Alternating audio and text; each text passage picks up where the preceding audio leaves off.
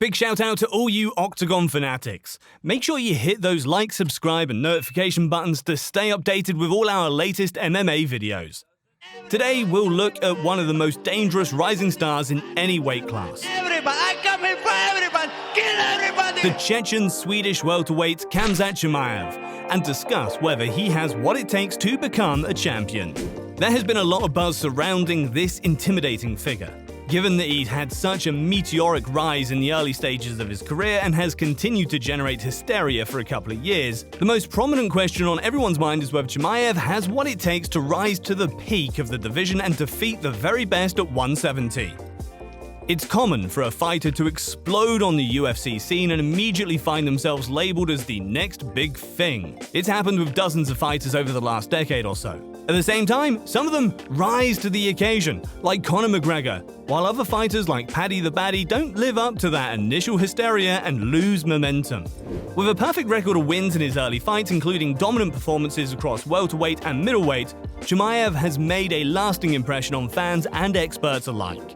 His grappling and ground and pound game have been particularly impressive, with his smothering style and relentless pressure ending a string of his initial UFC bouts exceptionally early.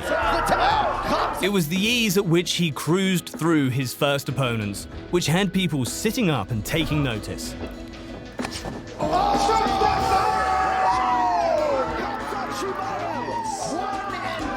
Following his early success, his old gym mate Darren Till was waxing lyrical about the immense ability that Khamzat was exhibiting in the gym. Chimaev's early success is undeniably impressive, and you only need to take a brief glance at his combat history to see he was born to operate at the highest level of the UFC. Although he's Chechen, Khamzat fights out of Sweden.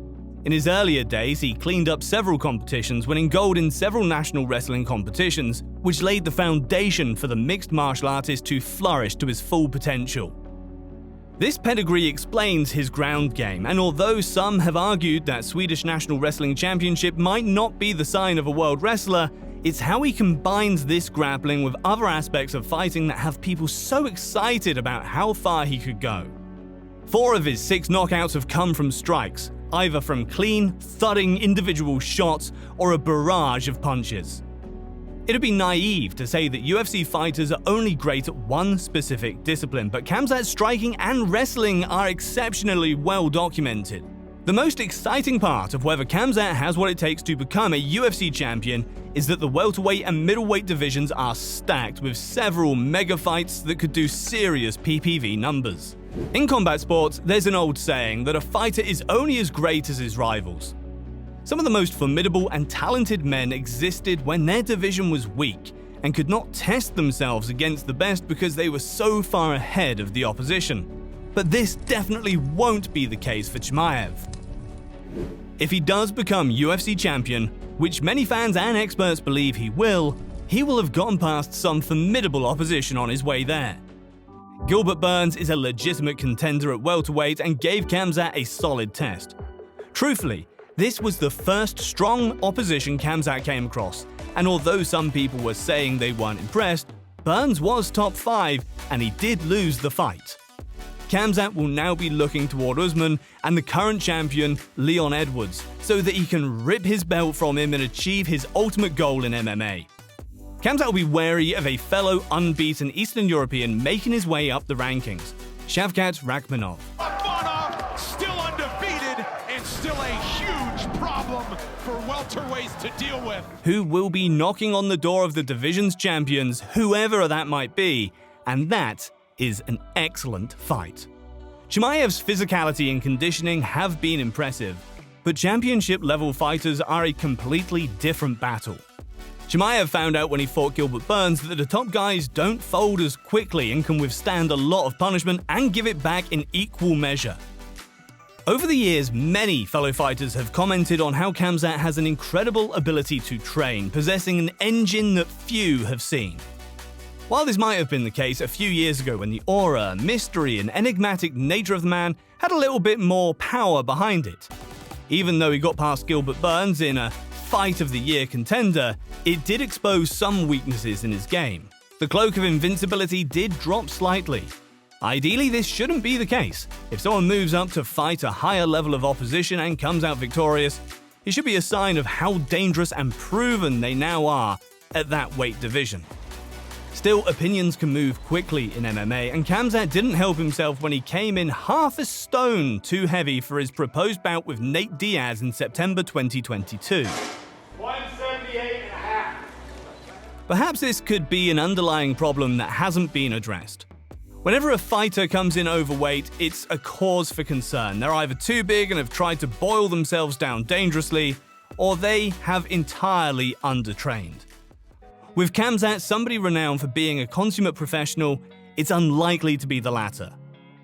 On a more positive note though, his last outing against Kevin Holland was mesmerizing. Although Holland is not in the same league as Khamzat, the ease with which he ragdolled him around the octagon before winning via submission in the opening round had thousands of fans on social media discussing what is next for Khamzat and that a world championship bout is imminent. It looks as though he's ready to make that leap and take on Usman or an Edwards. If he can get past them, you can imagine Shavkat Rakhmonov will be knocking on the door hoping to face the winner, which would be a mouth-watering matchup with an intense fight of the year potential. Despite having a couple of setbacks with his health and succumbing to a few injuries, Khamzat is at his peak, and he is ready to make that step up to take on the division's elite. Many believe that he could even have the ability to cross over into the mainstream in the same way as Conor or Khabib did and dominate the UFC landscape, P for years to come. His conditioning is of pristine quality. He lives extremely healthily outside of the octagon, and the importance of this cannot be understated.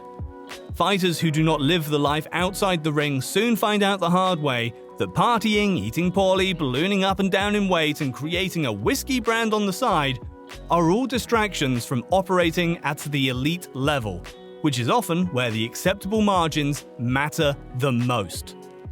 Although Khamzat has said he's ready to fight Edwards and Usman, it might do him good to fight another fighter in the top 10 before he makes that inevitable step up.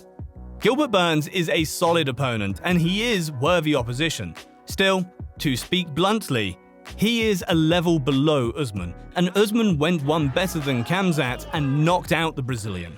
Oh, huge right, and that will do it. It's not always best practice to compare mutual opponents, as styles make fights, and Usman and Edwards both know that they'll have to be at their best whenever they inevitably meet Khamzat in the octagon. So maybe that extra bit of experience against a top-ranked contender could give him that extra bit of knowledge to push himself over the finish line whenever he does challenge for the title. And we imagine that will be a lot sooner rather than later. Chimaev has the tools, marketability, discipline, and natural talent to become a UFC champion. There are no two ways about it. Although welterweight is a strong division, pound for pound, Chimaev should have the skill and mentality to win a belt. Middleweight might be an interesting bridge for him, but there's no fighter at either of these weight classes who would have an absolute nightmare with Khamzat, especially with his wrestling prowess. It's not a case of if he will become a champion, but when. He's part of a select group of immensely skilled fighters who don't come around all that often. And if he can keep his head on his shoulders and bring his A-game into the big fights, then he will be a challenge for anybody near his weight class. Thanks for joining us today, fight fans. If you enjoyed this video, like and subscribe to our channel for more exciting content.